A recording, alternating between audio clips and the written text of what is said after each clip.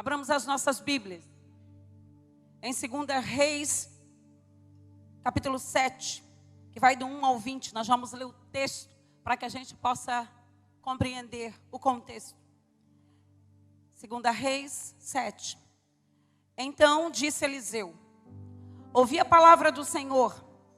Assim diz o Senhor: amanhã, quase a este tempo, uma medida de farinha haverá por um ciclo, e 2 medidas de cevada por um ciclo, à porta de Samaria. Porém, um capitão, em cuja mão o rei se encostava, respondeu ao homem de Deus e disse: eis que ainda que o Senhor fizesse janelas no céu, poder-se-ia fazer isso? E ele disse: eis que o verás com os teus olhos, porém daí não comerás. E 4 homens leprosos estavam à entrada da porta, os quais disseram uns aos outros: para que estaremos nós aqui até morrermos? Se dissermos: entraremos na cidade, há fome na cidade, e morreremos aí. E se ficarmos aqui, também morreremos.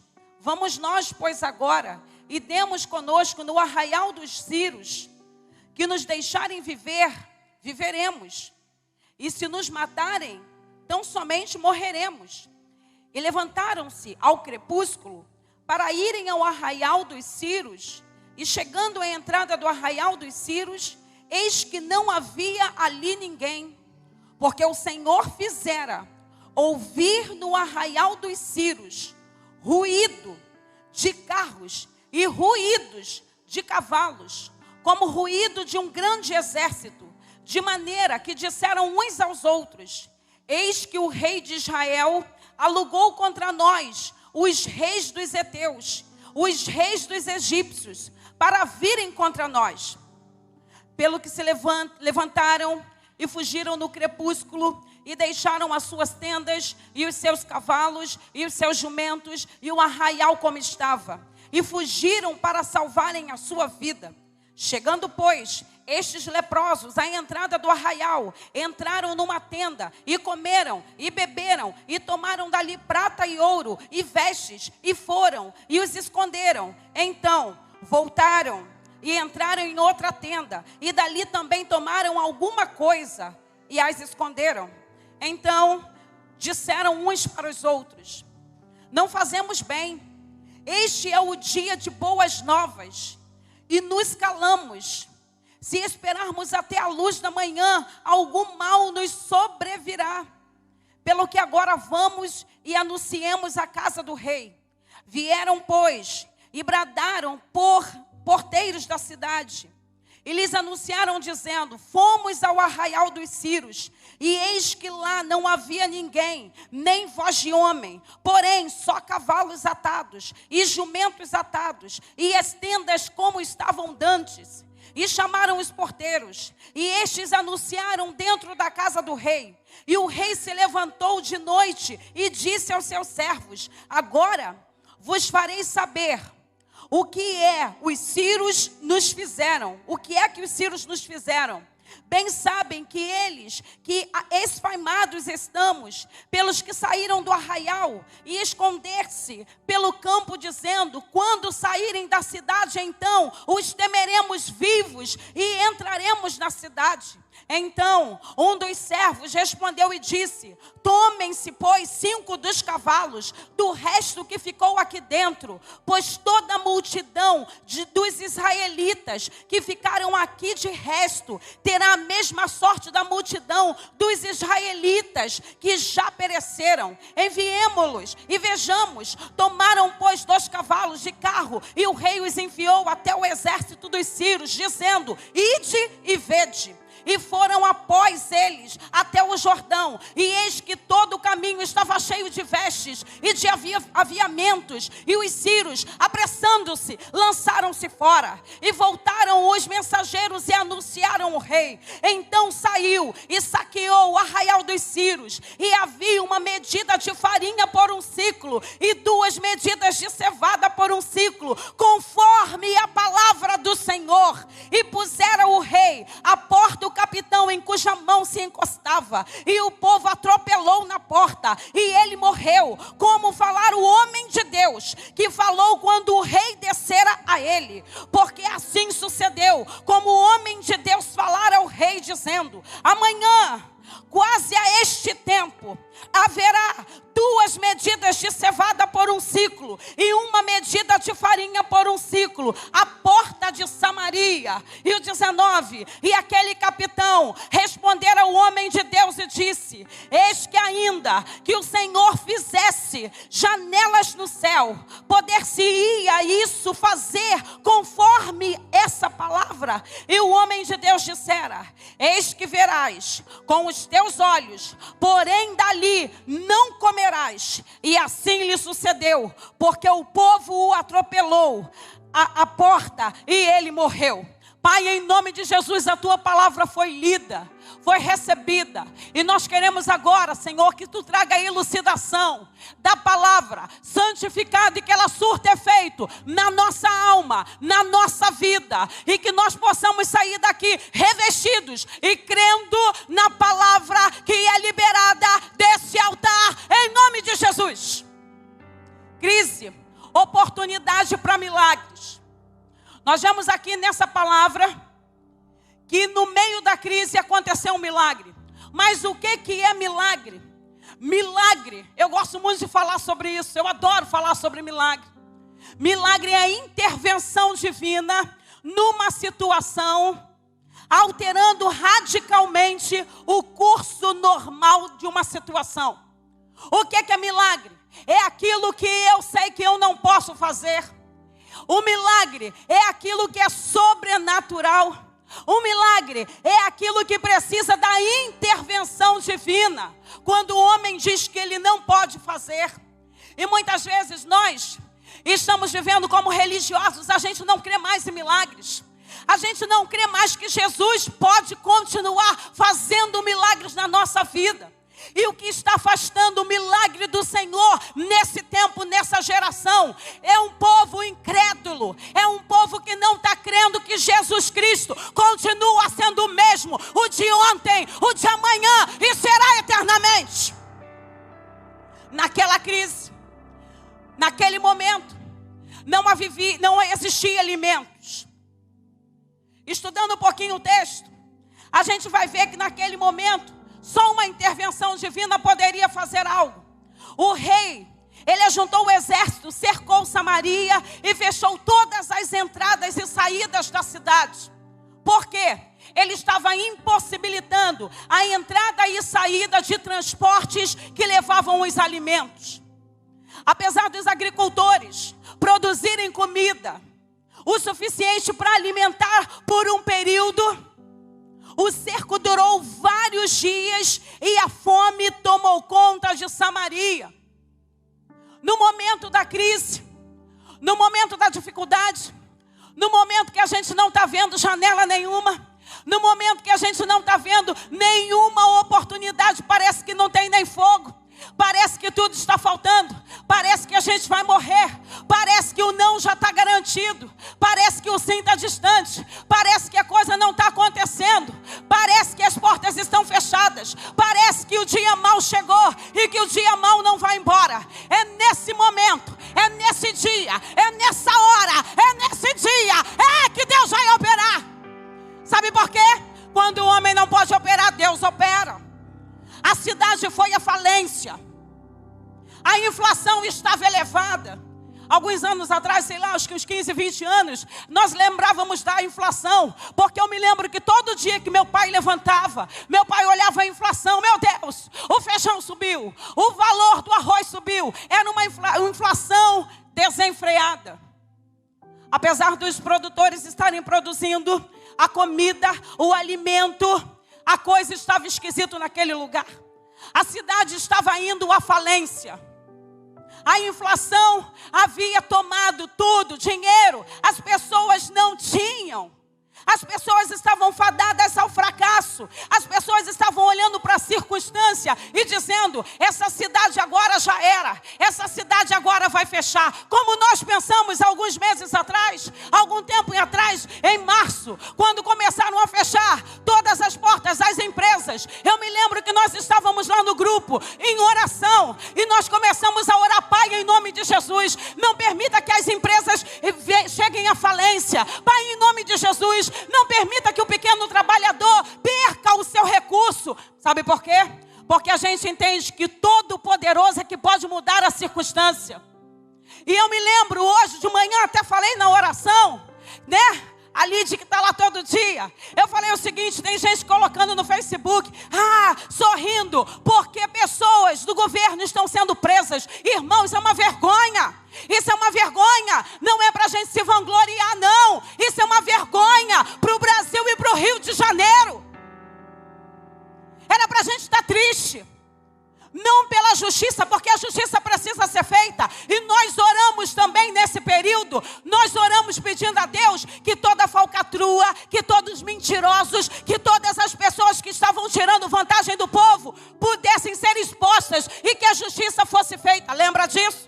Lembra disso, Alide? Nós oramos assim, porque nós como cristãos temos que abençoar aqueles que estão governando, porque a Bíblia manda. Mesmo que você não concorde, você tem que orar. Mesmo que você não tenha colocado a criatura lá, você tem que orar e abençoar, porque o bem maior é o bem da nação, não é o meu interesse próprio. Samaria agora estava na fome. Chegou no patamar tão grande, tão elevado, que 2 mães chegaram ao ponto de cozinhar seus filhos para comer. É no capítulo anterior, 2 Reis 6, 26 ao 29.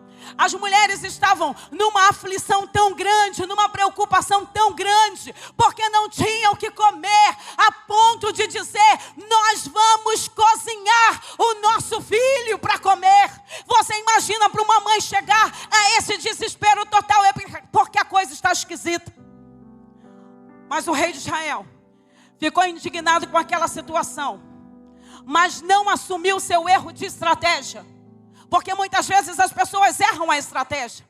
Estratégia, missão, visão e valores. Quando nós trabalhamos numa empresa, você tem que definir qual é a missão da empresa, qual é a visão da empresa, quais são os valores da empresa, qual é a estratégia de budget, de orçamento que nós seguiríamos para o próximo ano. É em setembro que a gente começa a fazer o planejamento financeiro para as coisas que vão acontecer no próximo ano.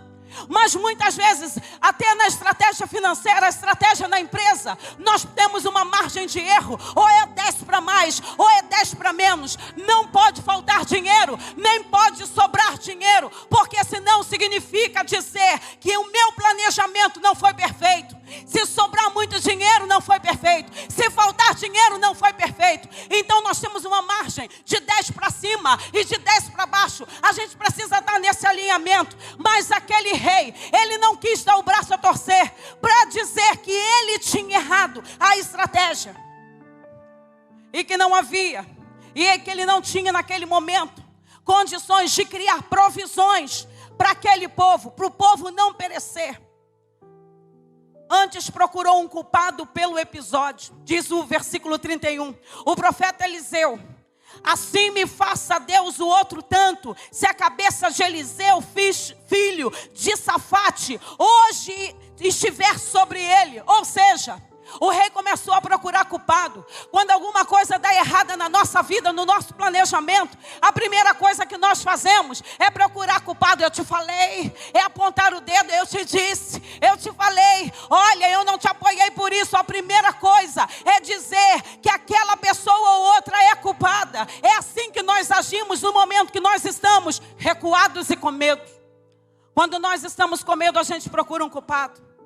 E não adianta você procurar culpados nesse tempo, porque a igreja precisa ser levantada como uma grande avivadora. A igreja precisa ser levantada com poder e autoridade para profetizar no vale de ossos secos.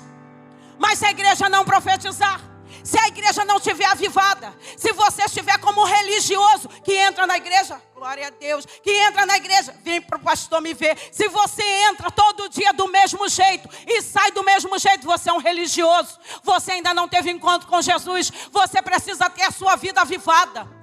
Avivamento é o poder de Deus. E como vem o avivamento nesse tempo? O avivamento vem através da palavra de Deus. A palavra de Deus aviva a nossa alma. E através da oração, a oração muda as circunstâncias. Então é palavra e é oração. É palavra e oração. É palavra e oração. Só que nós estamos tão preocupados em criarmos tantas coisas.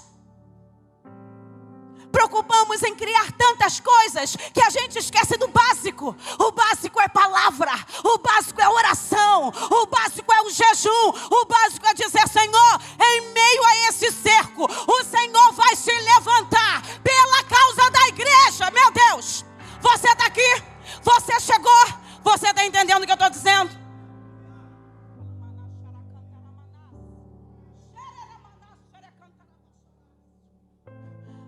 A coisa estava perdida. Então ele procura o culpado. Esse é o maior problema de muitas pessoas. É só chegar a crise, o dia mau, que começa a procurar alguém para jogar a culpa. Mas muitos não assumem a responsabilidade. Eu não vou nem dizer culpa. Não assumem a responsabilidade de dizer: na minha casa não. Na minha casa não. Na minha igreja não. Eu vou me manter firme. Eu vou vir de cadeira de rodas. Eu vou vir com a minha bengala. Eu vou até a casa do pão. O Márcio fez isso durante essas semanas todas. E teve um dia que ele faltou e eu senti falta dele. Eu olhei, ele e sua esposa não estavam. Queridos, é nesse momento de adversidade que Deus quer ver o teu posicionamento. Você vai parar, você vai recuar ou você vai avançar? Lembram de Adão e Eva? A mulher que tu me deste. A serpente enganou e eu a comi. Eu comi. Procurar culpados. Adão jogou logo a culpa para Eva. Foi a mulher que tu me deste. Então nós aprendemos que no meio da crise nós não devemos procurar culpados. Mas no meio da crise, nós devemos ser um profeta que profetiza a prosperidade.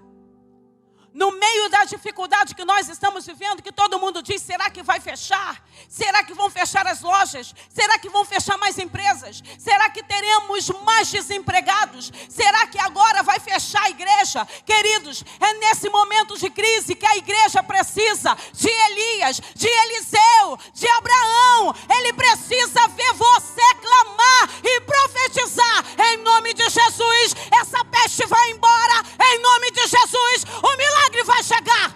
Eita, meu Deus. Seja um profeta. O rei envia um mensageiro até a casa do profeta Eliseu. E Eliseu recebe o mensageiro. E olha, presta atenção. Ele marcou o dia e hora para terminar a crise. Meu Deus. Quando eu leio essa palavra eu falo: meu Deus, eu quero ser 1/3 desse homem. No quesito fé. No quesito autoridade. No quesito intrepidez. Ele marcou o dia e hora para terminar a crise. E diz assim, 2 Reis 7:1. Assim diz o Senhor: amanhã, quase a este tempo, ou seja, no mesmo tempo, na mesma hora, uma medida de farinha haverá por um ciclo, e 2 medidas de cevada por um ciclo à porta de Samaria. O profeta já está dizendo que amanhã, por volta dessa hora, o milagre vai acontecer. Meu Deus, que fé é essa, gente? Que fé é essa? Eu quero ter essa fé de profetizar em meio ao caos e dizer: amanhã a tua resposta vai chegar. Amanhã o teu milagre vai chegar na tua porta. Mas sabe por que nós perdemos o milagre?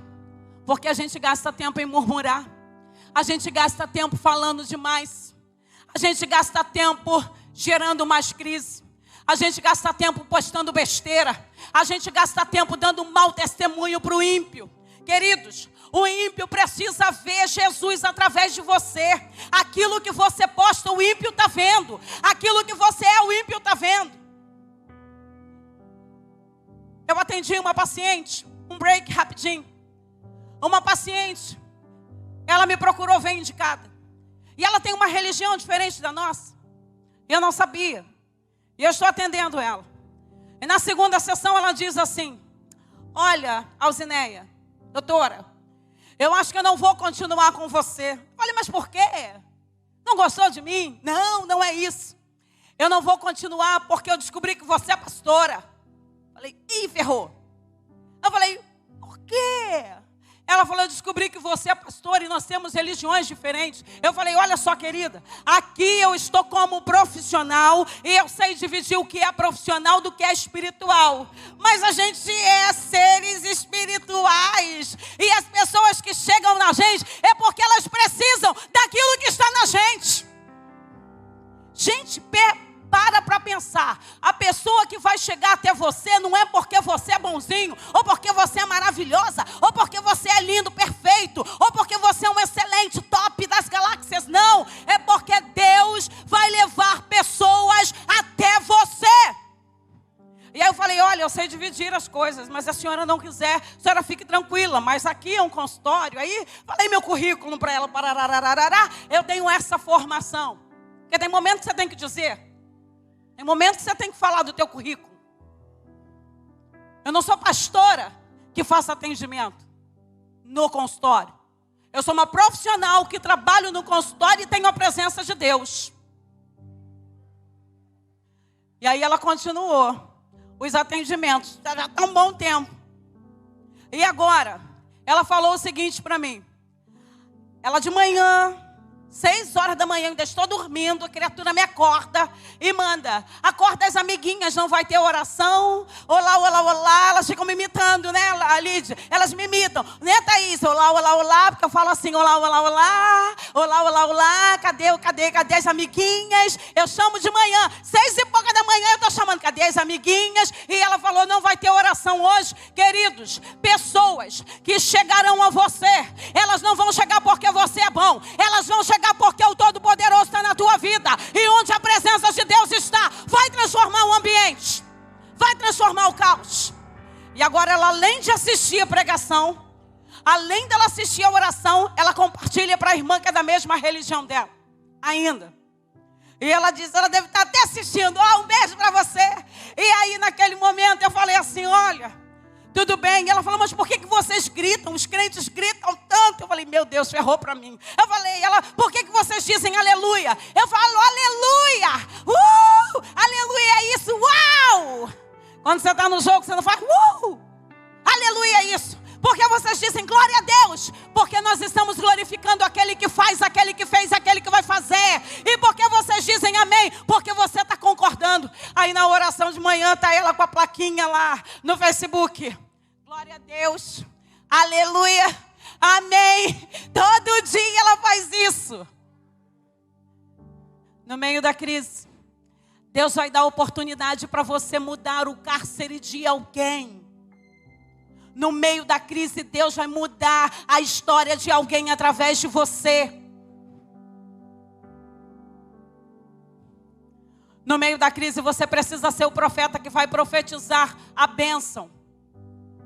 No teu trabalho, as pessoas olham para você e tá, ali tem uma profeta de Deus. Ali tem um homem de Deus. Eu posso contar, eu posso pedir oração. E eu já disse que os meus pais, na minha casa, quando eu era criança, os vizinhos, na hora da crise, batiam na porta do meu pai e da minha mãe para pedir oração. Não queria Jesus, mas na hora da crise, procuravam por Jesus. Porque nós tínhamos alguma coisa que representava o reino de Deus. Então, no meio da crise, profetize que vai haver saída. No meio da crise, no meio do caos, profetize que haverá prosperidade. No meio da fome, no meio da adversidade, você vai clamar e vai dizer, aqui não vai haver morte, porque o Senhor é aquele que está conosco. O capitão duvidou da palavra do homem de Deus. A gente olha logo no primeiro versículo ali, pelo início, que ele duvidou daquilo que o homem de Deus estava dizendo. Muitas pessoas duvidam do que a gente diz. Muitas pessoas não creem no que é lançado daqui para aí.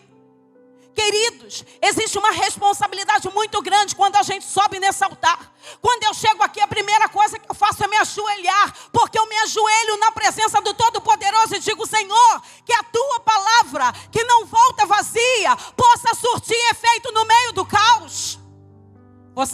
precisa ser o representante da graça de Deus nesse tempo. O capitão duvidou. Diz no capítulo 7, 2. Eis que ainda que o Senhor fizesse, olha o que ele está dizendo, fizesse janelas no céu, poder-se-ia fazer isso? Ele está em dúvida. Mesmo que Deus faça janelas do céu, será que o milagre vai chegar? Para o capitão do exército da Síria, Deus não iria atropelar o curso normal da situação. Para aquele capitão que está acostumado a trabalhar com a força do seu braço, ele não está crendo que Deus, o Senhor do extraordinário, do impossível, poderia entrar em ação. Pois o trigo e a cevada são semeados, nascem, crescem, frutificam e levam algum tempo para o seu processo. Para quem não crê, é difícil crer na intervenção do sobrenatural. Porque o natural é você pegar a semente, é você afofar a terra, é você adubar a terra, é você colocar a semente, é você colocar a aguinha, é você esperar o sol chegar, o vento. O natural é você aguardar o processo. Mas quando entra a intervenção de Deus, não importa se o tribunal está entrando em recesso, é na última hora, é nos 30 segundos de entrar no recesso, que Deus diz assim: sou eu o Deus que falo contigo, e quando eu falo contigo, sou eu que vou provar para você que eu estou fazendo nos 30 segundos do segundo tempo. Ei, aleluia, se é para o Senhor, pode aplaudir ao Senhor, aleluia. Ele não disse, quando chegar a colheita seria em 4 meses, no mínimo, mais ou menos, em torno de. Quando o exército da Síria terminar o cerco, ele não disse daqui a 4 meses, essa situação de falta de alimento vai acontecer. Sabe o que ele diz? Sabe o que o profeta diz? O cara que está cheio de garra, que está cheio da unção, que está cheio da presença, que está cheio da presença do Senhor, que está cheio do Espírito Santo, ele diz, amanhã. Ele não diz daqui a 5 meses, quando a sementinha nascer e crescer. Ele diz, amanhã vai acontecer, amanhã vai acontecer. Eu não sei se você está entendendo aqui, mas Deus está liberando alguma coisa aqui para amanhã. É amanhã que Deus vai liberar. Receba aí em nome de Jesus. Aleluia. Não questione a providência de Deus. Aceite a providência de Deus e viva de milagres. Já vou terminar. E um pouquinho mais à frente, que é muito importante esse texto, porque ele tem ensinamentos. Fala dos leprosos, os 4 leprosos, que foram os instrumentos de milagres. Leproso era alguém que era destituído, era alguém que era abandonado, rejeitado. Existia uma lei de Moisés com muito vigor naquela época, muito rígida com as pessoas que eram doentes. Elas não podiam ter nem o convívio alimentar, porque elas eram doentes. Elas destilavam um cheiro ruim, elas destilavam um odor no seu corpo. Então elas não poderiam estar no lugar. Mas os 4 leprosos apareceram no meio da história. Alguém improvável, que eu já falei para vocês. Tem situações que Deus não vai usar o provável, Deus vai usar o improvável. E muitas vezes nós queremos ficar aguardando grandes pregadores, homens letrados, com um mestrado, com MBA em teologia. Queridos, isso é muito bom, você poder ter a melhor educação e o melhor investimento. Mas sabe o que Deus espera nesse tempo?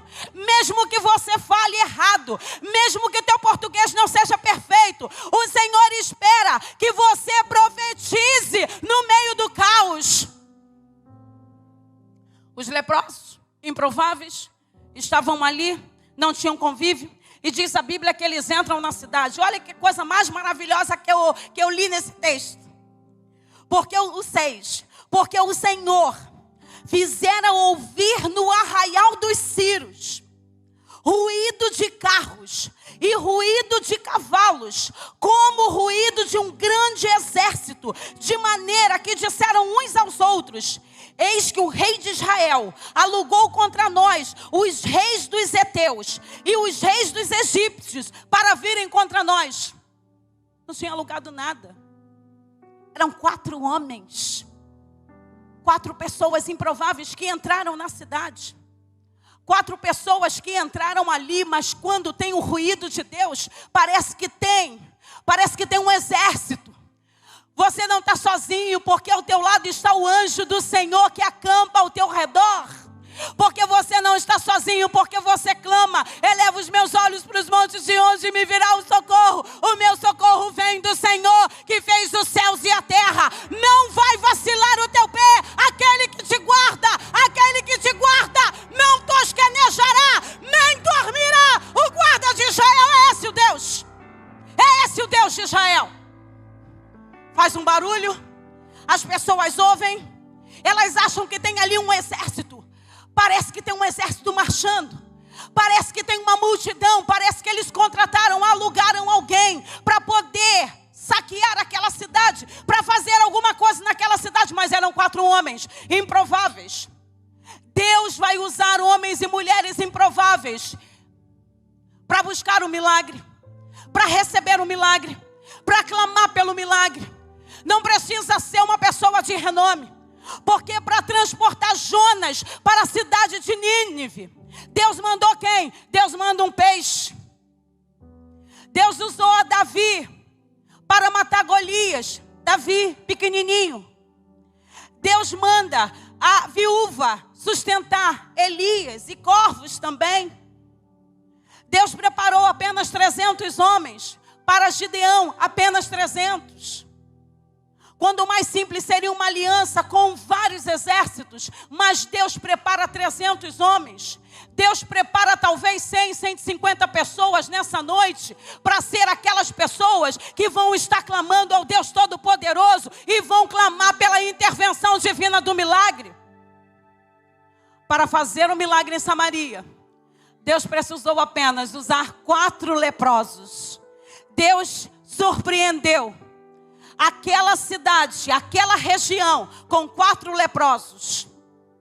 E diz a Bíblia que aqueles leprosos entraram na tenda, comeram e beberam, e depois eles se arrependem. E eles dizem assim: gente, estou parafraseando, a gente não deveria estar comendo aqui, porque as outras pessoas estão lá com fome, a gente não deveria fazer isso. Depois você estude com calma esse texto. Mas sabe por que Deus usou esses 4 leprosos? Primeiro, porque os leprosos não são egoístas. Eles dividiram a comida que eles estavam ali, que eles pegaram na tenda entre eles. E eles pensaram assim: a gente não deveria estar comendo. Eles se arrependem, eles dizem assim: tem pessoas lá que estão sem nada. Então uma pessoa que não é egoísta, Deus vai usar. Porque muitas vezes a gente quer unção só pra gente. Muitas vezes a gente quer o que é bom só pra gente. A gente é egoísta. Mas Deus quer que você aprenda com os leprosos. Tenha um coração generoso. E o segundo ponto para fechar: os leprosos reconhecem o tempo de Deus.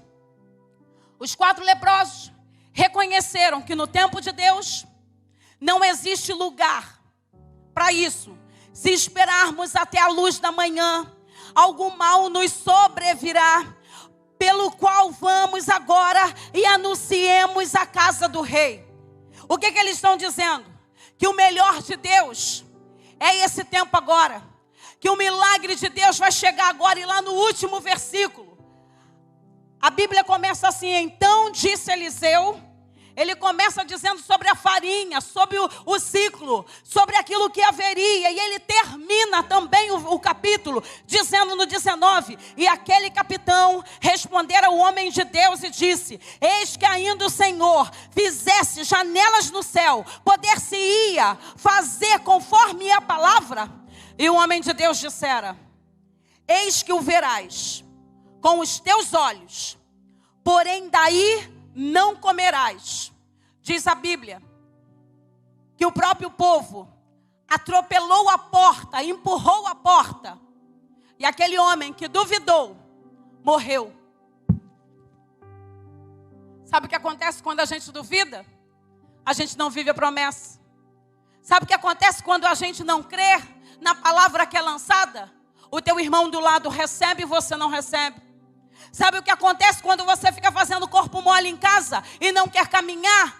Eu vou ficar hoje aqui em casa deitado eternamente no sofá. Queridos, levante, se erga. Deus quer falar com pessoas, com homens e mulheres que estão de pé. Alguém vai ter que fazer parte dos 300. E eu faço parte dos 300. E eu tenho certeza que essas pessoas da esperança dessa quarta-feira fazem parte dos 300. Aqueles que não vão colocar a mão para beber água, mas vão abaixar e vão beber a água e vão dizer assim: o milagre vai chegar, o milagre vai chegar. E no dia de amanhã o milagre chegou, a cevada chegou, a morte da panela não existe, porque quando Deus chega, a morte precisa ir embora.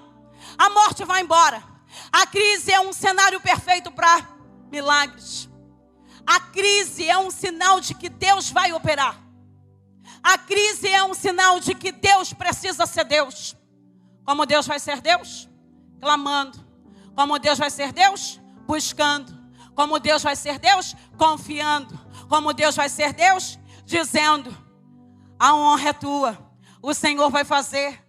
Eu não sei como vai ser, mas eu sei que Deus vai fazer. Eu não sei como vai ser, mas eu sei que Deus vai mover. E você veio aqui nessa igreja porque você está crendo. Você que está assistindo em casa, eu sei que você está crendo no sobrenatural. Crede nos seus profetas e prosperareis. Crede nos seus profetas e prosperareis. O pessoal do louvor, crede nos seus profetas e prosperareis. É isso que a palavra de Deus diz. Quando você começa a confiar, quando você começa a chamar a presença de Deus, o Senhor vai abrir porta onde não tem, vai abrir caminho no meio do mar, vai mandar o peixe para te carregar. Esse é o Deus que eu sirvo. Você crê nisso? Você crê nisso ou você é religioso e veio aqui só para poder dar um glória? Você crê nisso? Eu não sou religiosa. Eu quero ser nesse tempo uma grande avivalista. Eu quero que o avivamento faça parte do meu currículo. Eu quero que o poder de Deus faça parte do meu currículo. Eu quero que a fé que Elias e Eliseu tiveram faça parte do meu currículo. Sabe por quê?